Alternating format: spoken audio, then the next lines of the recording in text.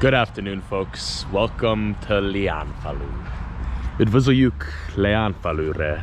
Here we are in front of the Literature Museum, and here's my good pal, Moritz Zsigmond, one of the beloved sons of Léanyfalu. Not really a son, but he moved here later in life with his three daughters, Gyöngy, Virag, and Lily.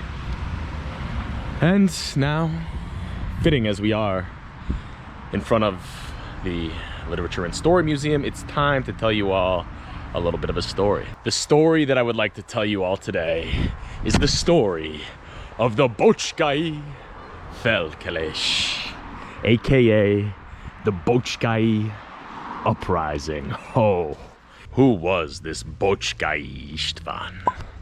He was a proud man, daring, courageous, and bold.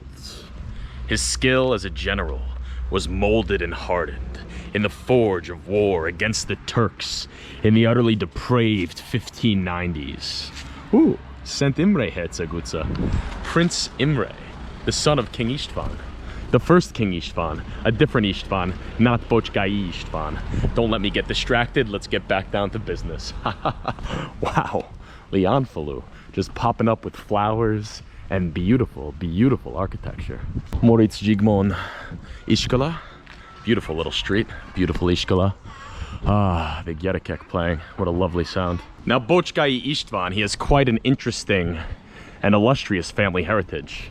His uncle on his maternal side is none other than Dobo István. Through marriage, yet related nonetheless. Dobo István famous and heroic for the defense of Eger in Ezer Utsas Utvan Ketu. And due to this illustrious defense, Emperor Ferdinand, the king of Hungary at the time, he grants Dobo István, as well as a lot of his extended family, estates and lands, both in Transylvania, Erde, and the newly established Partium, which is this sort of in-between region of occupied Turkish Hungary, and Erde, Transylvania, which is nominally independent, but in reality fluctuates back and forth between control of the Ottoman Empire and the Habsburgs. Oh, this guy loves birds. A little bit too much, if you ask me. So, what happens? Emperor Ferdinand, he kicks the bucket. His son, Maximilian, takes over. Emperor Max, he's a bit of a friend to the Protestants. Although he's a Catholic himself, being a Habsburg, he doesn't quite crack down on their backs quite as severely as they may have been used to. And although the Boczkais are reformists, they are treated quite tolerably by King Max, by Emperor Max. That is until he dies himself. And who takes over? Who takes over from Emperor King Max? None other than Tutti Frutti King Rudy, Rudolf Habsburg. Now people will tell you that King Rudolf was a devout Catholic, but really the only thing he shared in common with being a devout Catholic was that he hated Protestants.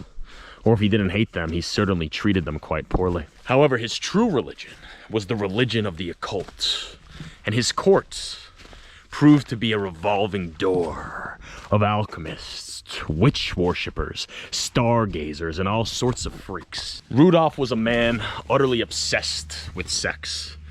Not just sex with women, but sex with men, sex with anyone really. A lot of rumors about him and his courtiers, his manservants, who held a great deal of sway over his foreign policy decisions, but also the fact of his relationship with Katarina Stradova,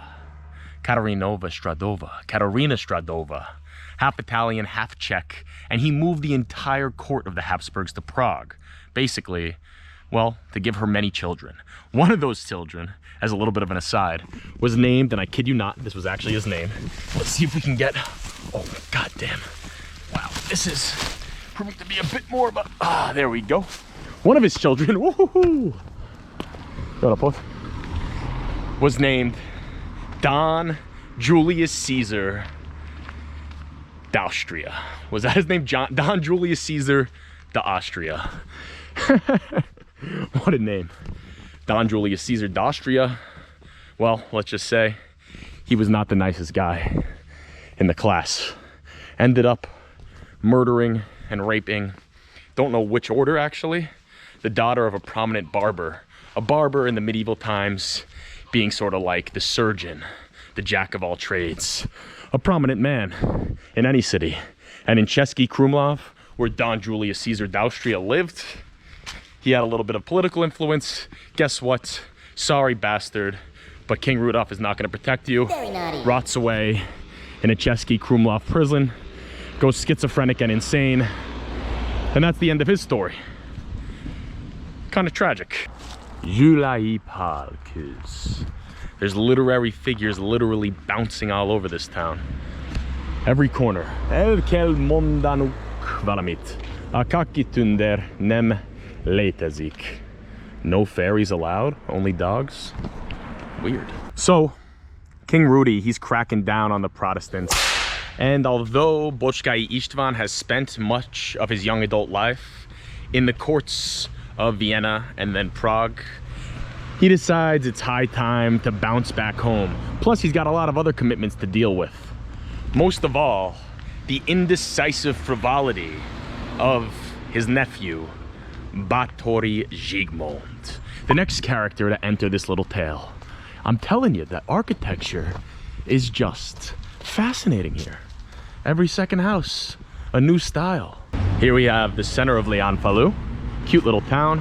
I'm today, great bakery across the street over there. Kunves Bolt Kavezo, lovely, absolutely lovely, jubbly bookstore and cafe. Now, Bocskai István, he was raised himself after his father died by Báthori István. And Báthori István ends up becoming the king of Poland, as well as the Prince of Transylvania and the Grand Duke of Lithuania, as a matter of fact. Quite a prominent figure in North Central European history.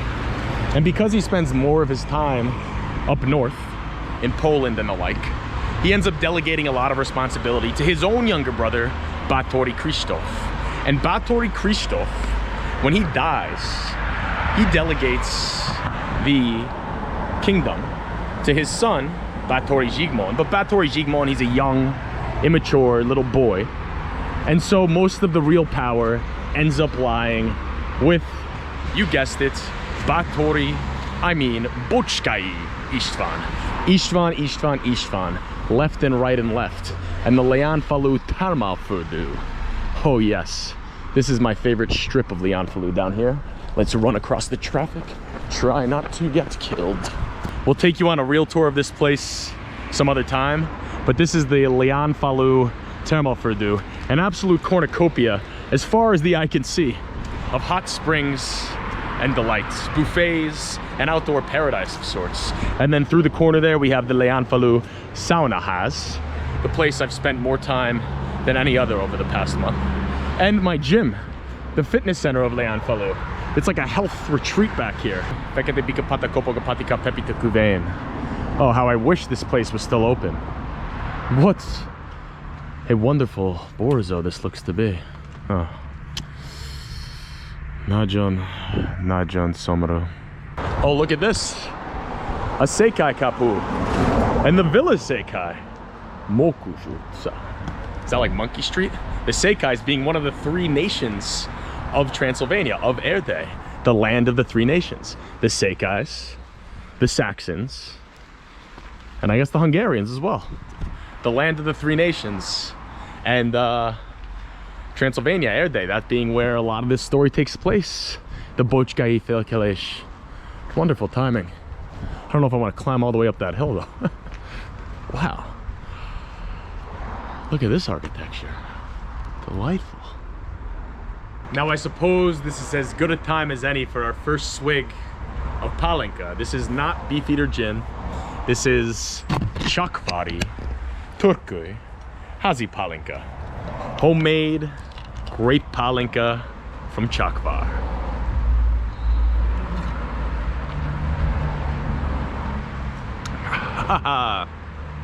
Wow. Woo! Nagyon erős. The nagyon jó. So 1570s into 1580s, tensions are sort of at a stalemate. Even though King Rudy is starting to institute aspects of the Counter-Reformation.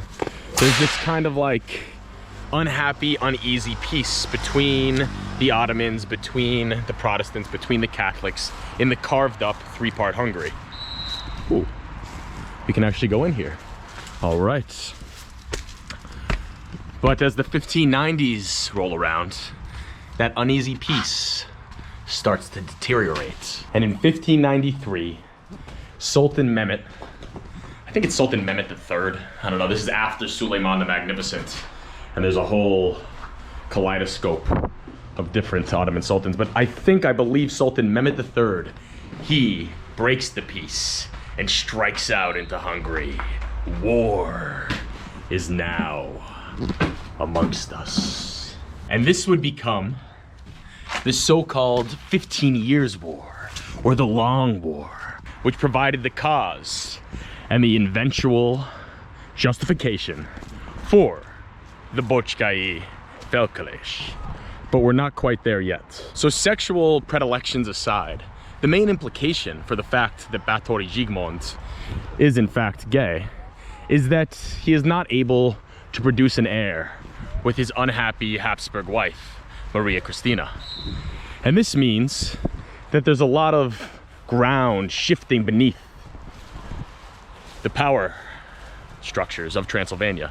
Transylvania is an area that's sort of this nominal sovereign state, but has yet to really flesh out the types of corporate and structural, organizational developments that the rest of Western Europe and even places like occupied Hungary and Royal Hungary have been able to carve out over the preceding 100 years. Eventually, Erdély gets there, but at this point, not really. And this is a problem, because Báthori Zsigmond is also just a very impotent and futile and constantly indecisive leader. And one second he's leaving the throne, next second he's coming back in. And as the 15 Years' War continues to rev up and heat up, Báthori Zsigmond, he does this song and dance 4 or 5 times. My name's Zsigmond. He's the leader, he leaves, he runs away to Poland, he goes this place, he goes that place. And who's there to sort of calm things down and try and solidify this tenuous grasp on power? His guardian, his protector, Bocskai István. You can see here the backside of the Termalföldő and the Leányfalu sauna ház. Kedvenc hely. Leányfalun. Kedvenc hely világon nekem. Nem tudom, de igazából azt hiszem. Az ipafai papnak fapipája van, ezért az ipafai fapipa, papi fapipa. Look at this, another luminous literary son, Márai Sándor. What a time this man lived, 1900 to 1989. 1900 Tol? 1989. Amazing. World War I, World War II, the whole communist era, just before the collapse. He died in San Diego, in the USA. Léanyfalu. Here we have the beautiful football pitch of Léanyfalu, and my personal watering hole. Gomba buffet, mushroom bar. Let's go get a drink. This is what we call a Leányfalunian feast. A chiga, an unicum, and a pohar. Chiga first.